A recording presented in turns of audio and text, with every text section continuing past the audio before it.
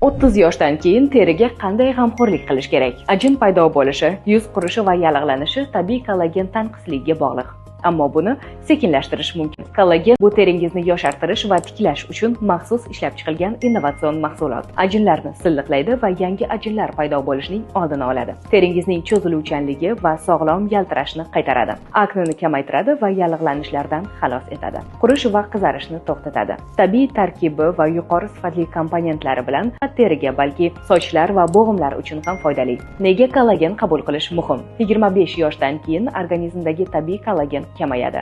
40 yoshga yetib uning miqdori 30% ga yo'qoladi. Hujayralar tiklanish jarayonini tezlashtiradi va bu esa yoshlik va go'zallikni saqlab qolishga yordam beradi. Natijada 4 haftada ajinlar sezilarli darajada kamayadi. 2 haftada teri namlanib, yaltirashni boshlaydi. Sochlar yanada mustahkam bo'ladi. Tarkibida lososdan olingan tabiiy peptid kollagen.